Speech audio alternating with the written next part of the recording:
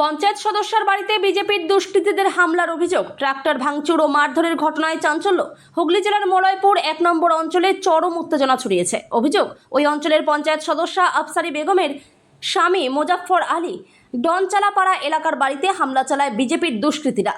হামলায় সদস্যের বাড়ির জিনিসপত্র ভাঙচুর করা হয়, পাশাপাশি একটি ট্রাক্টরও ভেঙে ফেলা হয় বলে স্থানীয় সূত্রে জানা গেছে। এই হামলার সময় বাড়ির সদস্যদের ওপর শারীরিক নিগ্রহের অভিযোগও ওঠে। ঘটনাস্থলে পৌঁছে পরিস্থিতি সামাল দেন স্থানীয় তৃণমূল নেতা স্বপন কুমার নন্দী। তিনি সদস্যার পাশে দাঁড়িয়ে ঘটনার নিন্দা করেন এবং দোষীদের অবিলম্বে গ্রেপ্তারের দাবি তোলেন। এই ঘটনাকে কেন্দ্র করে এলাকায় রাজনৈতিক উত্তেজনা ছড়িয়েছে। পুলিশ ঘটনার তদন্ত শুরু করেছে এবং অভিযুক্তদের চিহ্নিত করার চেষ্টা চলছে। কি হয়েছিল ব্যাপারটা? পরশুদিন রাত্রিরে, শুক্রবার মানে রাত্রিরে 11:15 সময় ওই লোকজন আসে।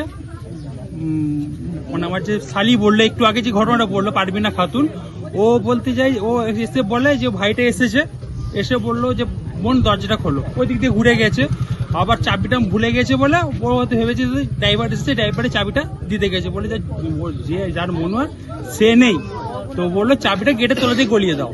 তারপর উনি ওপর দিয়ে উঠে যেয়ে দেখে যে এখানে 25-30 জন মতো লোক রয়েছে। ওই বিজেপির লোক করে। আমি তো বাইরে তো কাজ করি, আমি ন্যাড়া সিং কেবল বাগায় এটিএম জানি, কেবল সারাই করে। তো এই দেখে আস্তে আস্তে করে ডাকে, 3টে হাম্বর নিয়ে এসছে, 5-6টা বন্দুক নিয়ে এসছে। নাম বলছি, আমি তো বাইরে থেকে অত জানি না। কৌশিক আছে, আকাশ আছে। তো ওই গেটটাকে হাম্বরে করে 1 ঘন্টা ধরে ভেঙে আমরা ওই দিকটা ছিলাম, আমাদেরকে তাড়া কাটিয়েছে, বলে চলে যা। তো এবার ঢোকা পড়ে মনোয়ার ভাই ওই মানে সেলিম মল্লিককে টেনে বার করে, বলছে এই মানে বাঁচিয়েছে কেন মেয়েটাকে? বাঁচানোটা কি অপরাধ? একটা মেয়ে মানুষকে বাঁচানো কি অপরাধ? বাঁচানো তাহলে বলছে বাপের পায়ে গুলি কর, তাহলে ব্যাটা বেরিয়ে আসবে। মানে সিনেমার মতন মানে ঘটনা করতে চাইছে। হ্যাঁ, রিভলভার ছিল।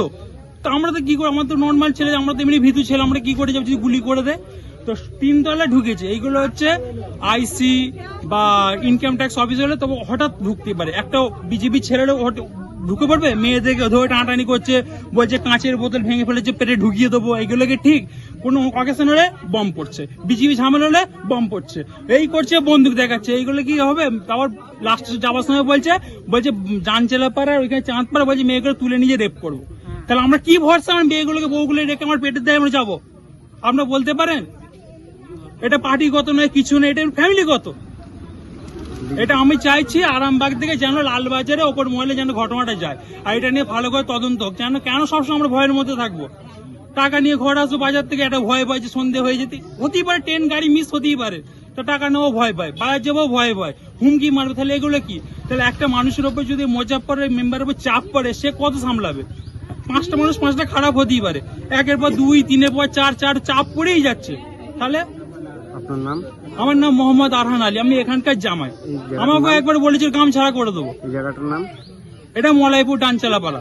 আমি এখানে শ্বশুরবাড়ি, এখানে আমি থাকি। আমার আদি বাড়ি হচ্ছে ভালিয়া নারায়ণপুর তেলো। 11:15 বাজবে ওটা পরশু দিনকে রাত্রে। আর তখন এবার আমার ভাইরা সেই মাত্র এসছে। আমি ভাবছি যে আমার দাদার একটা ড্রাইভার, সেই জন্য হয়তো ডাকছে দাদাকে। দিয়ে আমি বলছি যে দাদারা নাই, তুই চাবিকাঠিটা এইদিকে দিয়ে যা। তখন দেখছি 1জন থেকে 5 জনের কথা শুনতে পাচ্ছি। তখন আমি এই সাইড দিয়ে না বেরিয়ে ছাদ থেকে দেখছি নাকি এখানে 25 জনের মতন দাঁড়িয়ে আছে। তারপর আমি ঘরে যেয়ে বলি, দিয়ে আমার আব্বা আসে, আমার ভাই ওপর থেকে বলছে যে তোমরা এইসব ভাষা বলছো কিসের জন্য? দিয়ে তারা তখন দিয়ে এত উন্মাদ হয়ে যায়, তা মানে ওদিকে থামানো যায়নি। তারপর ওই ছেলেগুলোকে আমার বাবা এসে মানা করছে যে ওরা বাড়িতে নাই, কেউ নাই, দিনের বেলা আসবে, এত রাত্রে কেন এসছো, কি জন্য এসছো, এরকম বলতে থাকে। তারপর ওরা এত উন্মাদ হয়ে যায়, চারিদিকে ভাঙাভাঙি শুরু করে দিয়েছে। করার পর তারপর আমাদের বাড়ির সবাই মানে হয়ে যায়, উঠে পড়াতে ওরা এই গেটটা ভেঙে পুরো 3 তলা পর্যন্ত গেছে। আমি এত মানা করছি যে আমার ঘরে ছোট বাচ্চা আছে, তোমরা ওরকম করুনি। কি কারণে? ওই যে বলছে কেন বাঁচালো, নাম বলো। ও দেখেছে, ও সব জানে, ও জেনে শুনে করেছে, এই সব মানে কথা বলেই যাচ্ছে। ছিল মানে আমি অনেক ছিল, সবাইকে চিনি না। যে কেবলবাগে আমাদের এখানে ও ন্যাড়া, ও ছিল। আর মানে নাম জানিনি, ওদিকে আমি মুখ চিনি সবাই। অসীম ছিল, আকাশ বাগ। আপনার নাম? আমার নাম পারমিনা খাতুন। বাড়ি এখানেই বাড়ি। মলয়পুর 1 নম্বর অঞ্চলে বিজেপি যেমন পঞ্চায়েত ইলেকশনের পর যেমন আমাদের তৃণমূলের উপর যেমন সে গাড়ি ভাঙচুর করতে এসেছিল আমাদের উপর, যেসব ছেলেরা তারাই আবার সেই আমাদের মজফ্ফরের স্ত্রী আমাদের মেম্বার আছেন, সেই মলয়পুর 1 নম্বর ওর বাড়ি ভাঙচুর করেছে, মারধর করেছে, ট্রাক্টর ভাঙচুর করেছে। প্রশাসনকে জানাবার পর প্রশাসন যথাযথ ব্যবস্থা নিয়েছে। এবার ওরা খুব ভয়ে ছিল, ওদের পাশে দাঁড়াতে ওদের বাড়িতে এসে ওদের সঙ্গে দেখা করা হলো এবং প্রশাসনের লোকও ছিল, তারাও আশ্বাস দিল যে না, যাতে যদি এরকম কোনো কিছু হয় সঙ্গে সঙ্গে তাদের জানাতে, তারা সঙ্গে সঙ্গে তারা ব্যবস্থা নেবে, প্রশাসনও বলেছে। তোমার আমার সকলেরই একটাই পছন্দ, মাদার্স চয়েস।